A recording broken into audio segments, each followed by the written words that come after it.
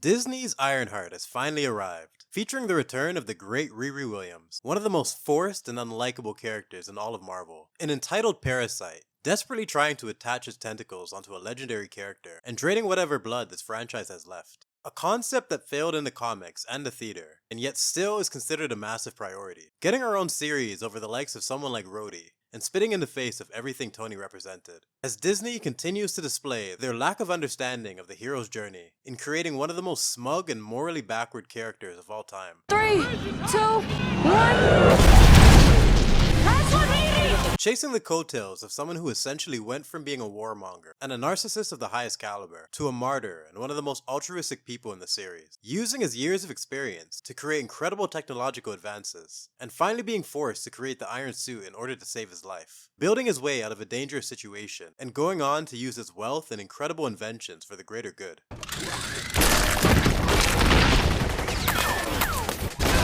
But the hero's journey has been hijacked and morphed into a disgusting exploration of ego and vanity. And rather than learning and evolving, the entire goal is to show that they're amazing from the very beginning, resulting in this bullshit era of remakes and ripoffs, and making the prime of the MCU feel like ancient history.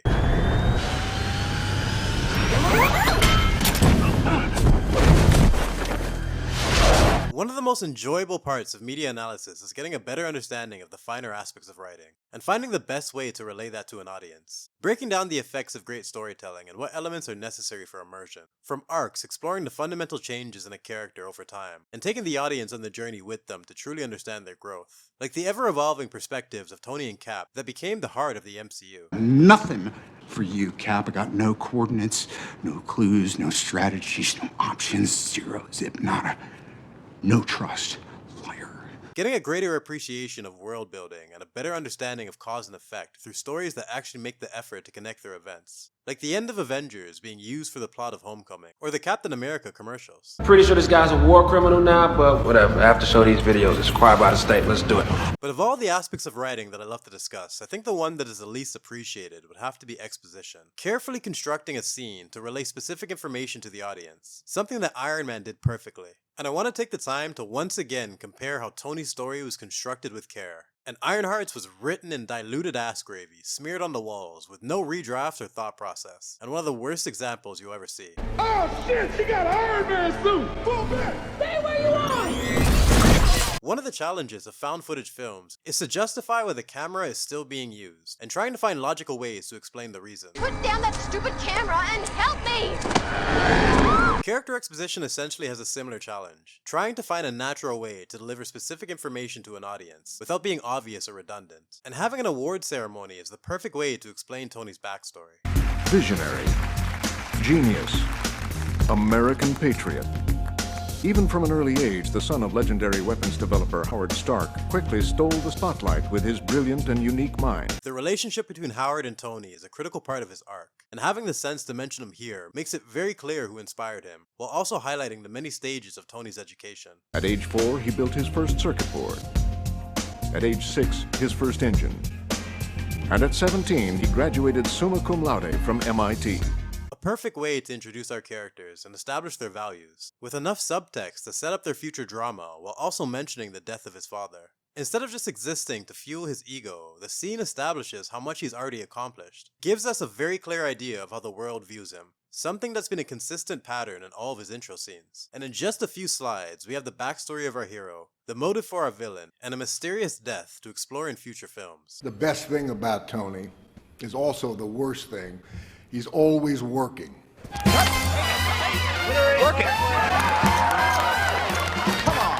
Rather than just going to the ceremony to stroke his ego, the film gives us a chance to see the extent of his apathy by brushing off his latest award. Wow, will you look at that? That's something else. I don't have any of those floating around. A quick and effective way of showing his desire for something greater, even this early on in the story, giving us a look at the man behind the legacy, and instantly establishing his infectious charisma. You've been called the Da Vinci of our time. What do you say to that? Absolutely ridiculous. I don't paint. And what do you say to your other nickname, the Merchant of Death? That's not bad.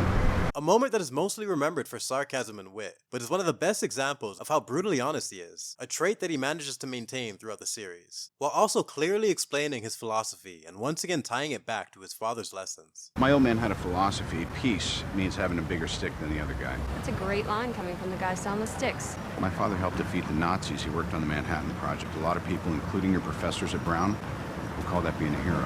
From the award ceremony to the casino to the trophies he won, Tony makes it very clear how little he values these petty things, and his real passion doesn't appear until his beliefs are challenged by the reporter. And a lot of people would also call that war profiteering. Tell me, do you plan to report on the millions we've saved by advancing medical technology or kept from starvation with our IntelliCrops?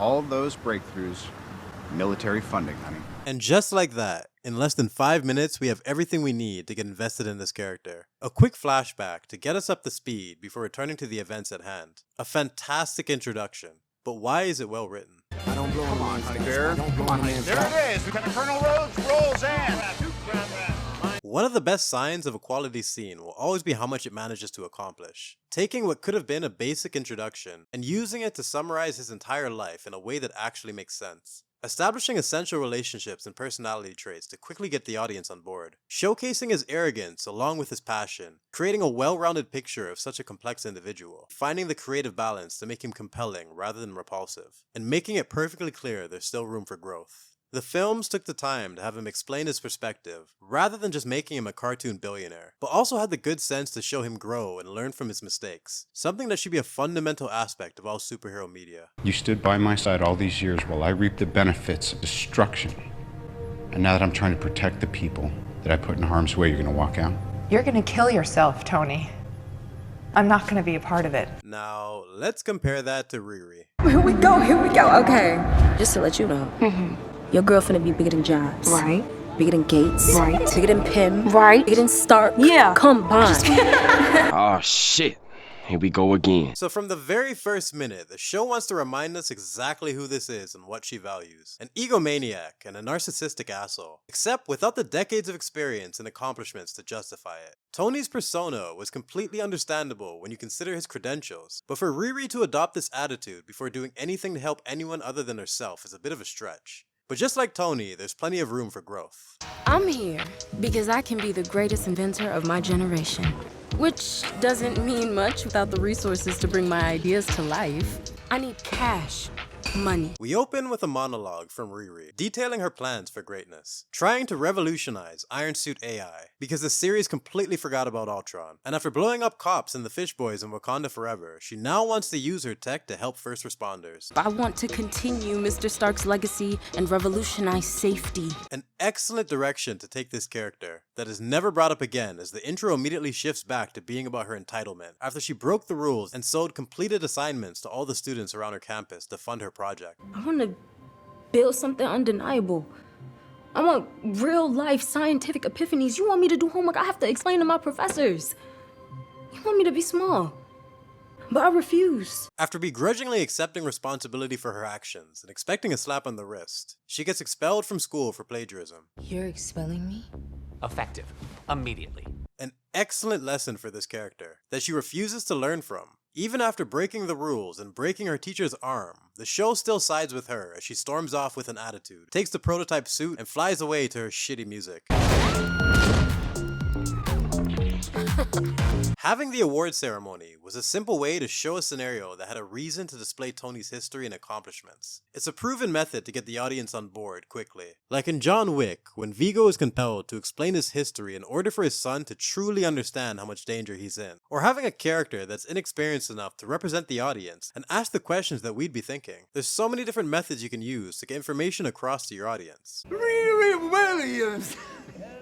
What you looking at? Or you can just use the Disney way and have random people pop up out of nowhere to tell her own history, just to make sure we know how amazing she is. A couple years ago, could not open the local section of the trip and not see a story on her.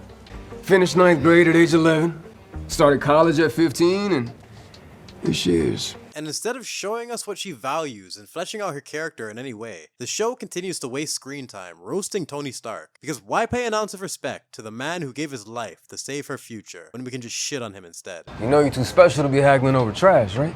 And you're at least as smart as that Tony guy, right? He contributed immensely to the film, so I won't roast Tony Stark off rip. Huh? Film understood the importance of matching his arrogance with charisma, and you could clearly see the positive energy that Tony brought to a room and his ability to play to a crowd, and is the exact balance that you need to achieve when creating this type of character. But this show seemingly goes out of their way to make her as rude and unreasonable as possible, confusing a shitty attitude with a rebellious nature and making her impossible to get behind. Even the scene with her mother was shockingly cold and accomplished nothing, and another wasted opportunity to get us to relate to this miserable creature. So after building a vibranium detector and Iron Man suit off screen, and spending half the episode finding different ways of telling us how brilliant she is, we finally get a chance for them to show it, after she agrees to work with a group of criminals and is given a special interview, where they lock her in an elevator with a small kit in order to test her skills. In less than 3 minutes, the air in this elevator will no longer be breathable. Oh, what is this?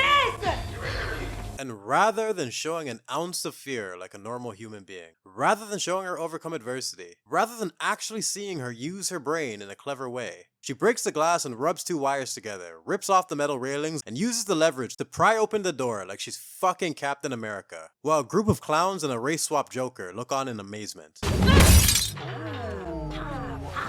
Whoa. Look like we found your replacement, Stu. Oh my god, that's kind of clever. I'm sorry, what the fuck am I missing here? Where is this genius you spoke of? How do you hype her to this extent just to show us the most bullshit example of her abilities I could have possibly imagined? And turn a scene that was literally supposed to test her into another way to praise her. I heard Riri Williams was a genius. A fundamental misunderstanding of characterization and a complete blind spot to what made Tony's scene so effective. One of the most insufferable introductions I've ever seen, and an abysmal start to this series. But why is it badly written? When it comes to comparing these two characters, it's a simple matter of show don't tell. And the many ways we get to see Iron Man's intelligence throughout the film, with everything from his dialogue to his technical innovations. We get a good picture of what he's capable of from his actions, without every character being hijacked in order to tell us directly. But with Ironheart, we have this permanently pissed off teenager with no personality or charisma of any kind, and whose only character trait is genius. Her blood type is genius. She's the most brilliant person you've ever seen, and you're going to like her. I see you fed up with mediocre folks taking your spot. Mediocre institutions rejecting your genius? A forced, pathetic way of promoting a hero, and just the latest example of the insecure writers at Disney. Like in Brave New World, constantly reminding us he's Cap, even though he didn't earn it. Consistently telling us about Wanda's pain, even though she's fucking insane. Wanda, your children aren't real. You created them using magic. That's what every mother does. And now, preaching about Riri's genius, but never doing anything to show it. In less than 5 minutes, the amount of character and setup we got for Tony was just excellent, and gave us such a great foundation to work with. But after a cameo in Black Panther and an entire episode of her own show, I still don't understand why this character even exists. Why are you here? They have done nothing to make her respectable or appealing in any way. I have no idea what drives her, other than an enormous ego, and this desperate need to be better than Tony. The only good scene she ever had was in Wakanda Forever, mentioning her father was a mechanic and she learned from him, just like Tony and his father. A brief moment of quality, and something that they could use to give us a better understanding of her motivation. And somehow they still managed to fuck that up by having her essentially teaching him the one time he's on screen, as their obsession with making her perfect has now effectively cannibalized her only good moment. But why should I be surprised after everything I've seen? Oh,